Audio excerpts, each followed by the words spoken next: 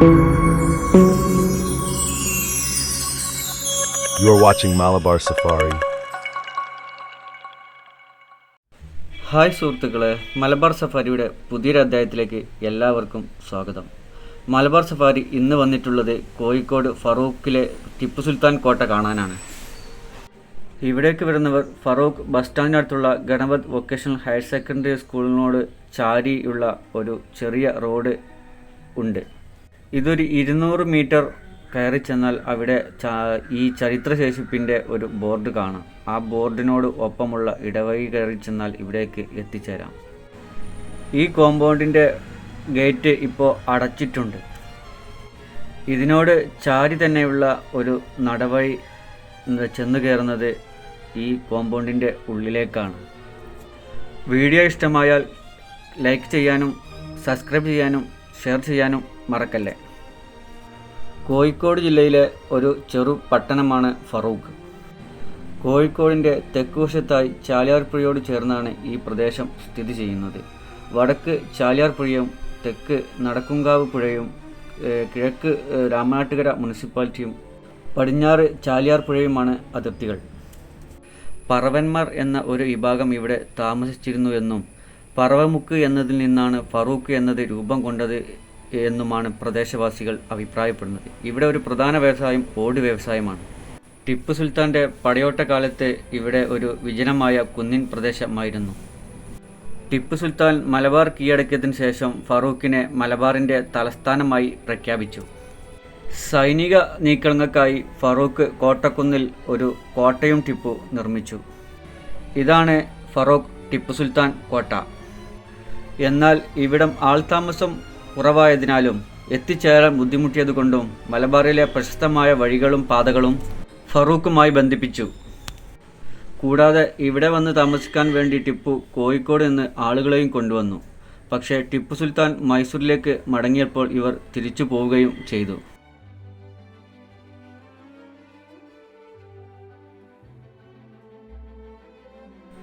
ഫറൂഖ് ടിപ്പു സുൽത്താൻ കോട്ട കോഴിക്കോട് നിന്നും 12 കിലോമീറ്റർ മാറിയുള്ള ചാലിയാറിൻ്റെ തീരത്ത് അറബിക്കടലിന് അഭിമുഖമായി നിൽക്കുന്ന വളരെ തന്ത്രപ്രധാനമായ ഒരു കുന്നിൻ പ്രദേശമാണ് ടിപ്പു സുൽത്താൻ കോട്ടയ്ക്കായി കണ്ടെത്തിയിരുന്നത്.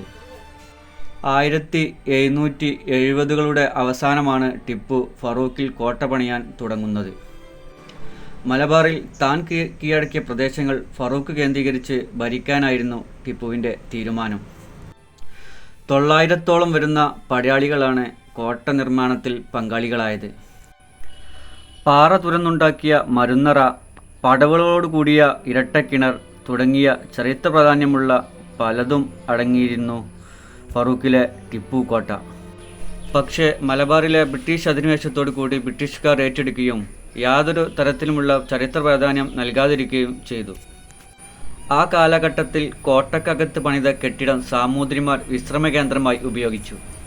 പിന്നീട് ബ്രിട്ടീഷുകാർ കോട്ടപ്രദേശം കോമൺവെൽത്ത് അധികാരികൾക്ക് കൈമാറി. 1971 കോമൺവെൽത്ത് അധികൃതർ കോട്ടപ്രദേശം സ്വകാര്യ വ്യക്തിക്ക് കൈമാറിയതോടുകൂടിയാണ് വലിയ രീതിയിലുള്ള നാശനഷ്ടങ്ങളാണ് കോട്ടയ്ക്ക് ഉണ്ടായത്. കോട്ടപ്രദേശം കാടുപിടിക്കുകയും സാമൂഹ്യ വിരുദ്ധരുടെ കേന്ദ്രമായി തീരുകയും ചെയ്തതോടെ വികൃതമായത് ചരിത്രം കൂടിയായിരുന്നു. സ്വാതന്ത്ര്യം ലഭിച്ച് ദശകങ്ങൾ പലത് പിന്നിട്ടപ്പോഴും കോട്ടയെ സംരക്ഷിക്കാനുള്ള ഒരു തരത്തിലുമുള്ള നടപടി സർക്കാരിൻ്റെ ഭാഗത്തു നിന്ന് ഉണ്ടായില്ല. കോട്ടയുടെ ചരിത്ര പ്രാധാന്യം മനസ്സിലാക്കിയ പ്രദേശവാസികൾ കോട്ട സംരക്ഷണ സമിതി രൂപീകരിക്കുകയും സർക്കാരിലേക്ക് പരാതികളും നിവേദനങ്ങളും സമർപ്പിക്കുകയുണ്ടായി. തൽഫലമായി 1991 കോട്ട പുരാവസ്തു സ്മാരകമായി സർക്കാർ പ്രഖ്യാപിക്കുന്നത്.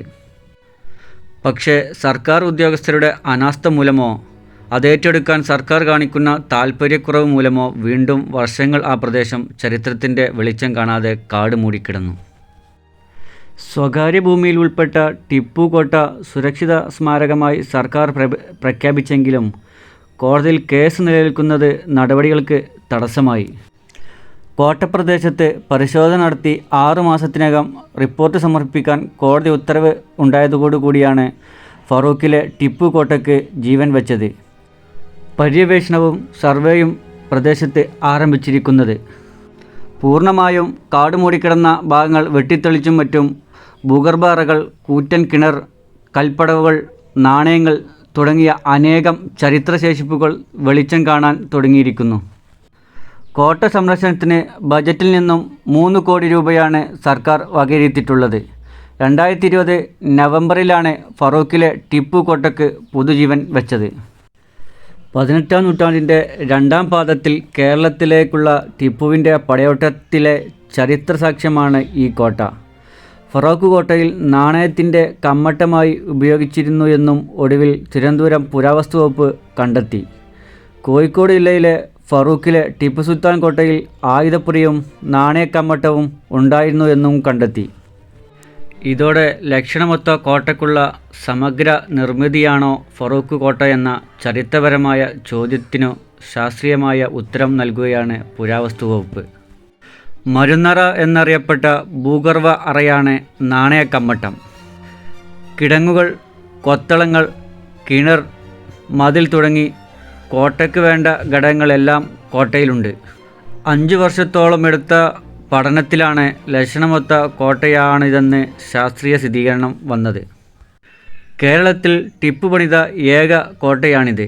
പാലക്കാട് നിർമ്മിച്ച കോട്ടയുമായി ഏറെ സമാനതകളുണ്ട്.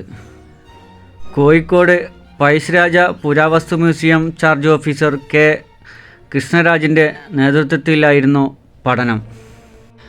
മഹാശിലാ സംസ്കാരത്തിൻ്റെ ഭാഗമായ 2500 വർഷത്തോളം പഴക്കമുള്ള ചെങ്കല്ലറ, 38 പടികളുള്ള ചുറ്റുപടികളോട് കൂടിയ കിണർ, കൊത്തളങ്ങൾ, കിടങ്ങുകൾ, ആയുധപ്പുര എന്നിവയുടെ അവശിഷ്ടങ്ങളും ഇവിടെയുണ്ട്. ചെങ്കല്ലറയിൽ കണ്ടെത്തിയ നാണയമൂഷകൾ ഈ ഭൂഗർഭ അറ നാണയക്കമ്മട്ടമാണെന്ന് തെളിയിക്കുന്നു. ടിപ്പു ഫറൂഖിൽ നാണയം അടിച്ചിരുന്നുവെന്ന് ചരിത്രരേഖകളിൽ കാണാം. നാണയമൂഷ കളിമണ്ണിൽ മെനഞ്ഞതാണ്. ടിപ്പുവിൻ്റേതെന്ന് കരുതപ്പെടുന്ന നാണയങ്ങൾ ഉൾപ്പെടെ പുരാവസ്തു മൂല്യമുള്ള 100-ലധികം വസ്തുക്കൾ ഇവിടെ നിന്നും കണ്ടെത്തിയിരുന്നു. 4 കൊത്തളങ്ങളിൽ വടക്കു പടിഞ്ഞാറ് മൂലയിലുള്ളതിൻ്റെ മുകളിൽ നിന്ന് നോക്കിയാൽ കോഴിക്കോട് കടപ്പുറത്തിൻ്റെ വിളക്കുമാടം കാണാമായിരുന്നു. 7 ഏക്കറിലധികം വരുന്ന കോട്ടയുടെ അതിരുകൾ ടോട്ടൽ സ്റ്റേഷൻ സർവേയിൽ നിർണയിച്ചാണ് പഠനം നടത്തിയത്. ആദ്യമായി പെനിട്രേറ്റിംഗ് റഡാർ സർവേയും ഉപയോഗിച്ചു. 18ാം നൂറ്റാണ്ടിൻ്റെ 2ാം പാദത്തിൽ കേരളത്തിലേക്കുള്ള ടിപ്പുവിൻ്റെ പടയോട്ടത്തിലെ ചരിത്രസാക്ഷ്യമാണ് ഈ കോട്ട. രേഖയിൽ പാറമുക്ക് എന്ന് രേഖപ്പെടുത്തിയ സ്ഥലത്തെ ടിപ്പു സുൽത്താൻ ഫറൂഖാബാദ് എന്ന് പുനർനാമകരണം ചെയ്തതിലൂടെയാണ് ഫറൂഖ് എന്ന പേര് ലഭിച്ചതെന്ന് പറയപ്പെടുന്നു. 1991 കോട്ട സംരക്ഷിത സ്മാരകമായി പ്രഖ്യാപിച്ചെങ്കിലും ഭൂമി സംബന്ധിച്ച കേസുകളെ തുടർന്ന് വിശദ പഠനം മുടങ്ങിയിരുന്നു. കോടതി വിധി അനുകൂലമായതോടെയാണ് ഫീൽഡ് സർവേ, ഉപരിതല പര്യവേഷണം, ഉത്ഖനനം, സംരക്ഷണ പ്രവർത്തനങ്ങൾ എന്നിവ നടത്തിയത്.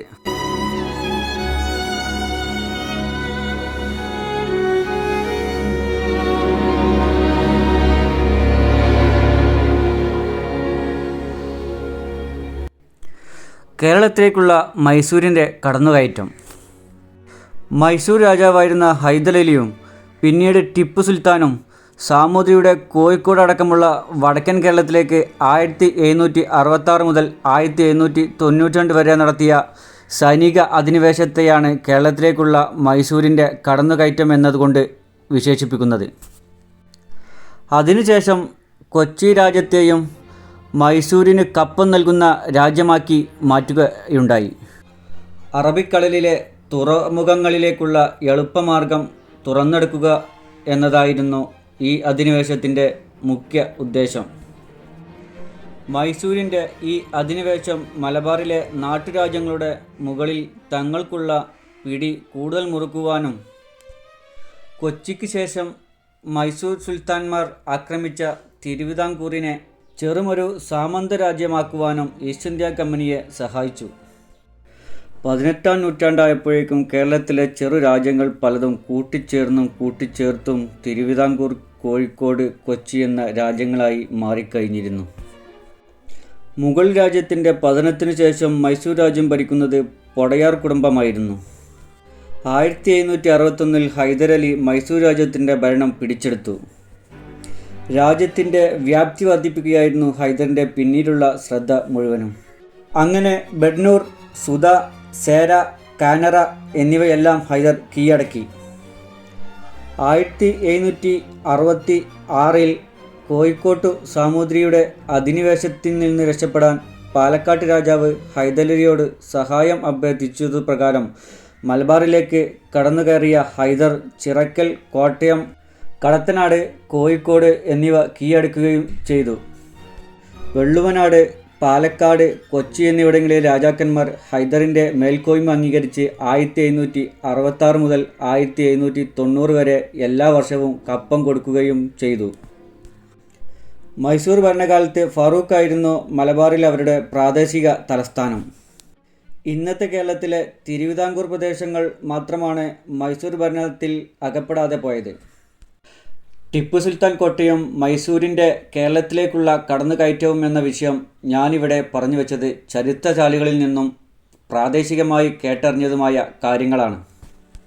ടിപ്പു സുൽത്താൻ കോട്ടയുടെ ചരിത്രങ്ങളും വിശേഷങ്ങളും ഇവിടെ തീരുന്നില്ല. പുതിയൊരു അധ്യായവുമായി മലബാർ സഫാരി വീണ്ടും നിങ്ങളുടെ മുന്നിലേക്ക് എത്തുന്നതാണ്.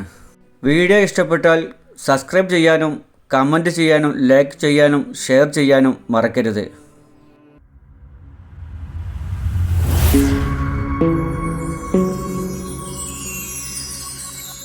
You are watching Malabar Safari.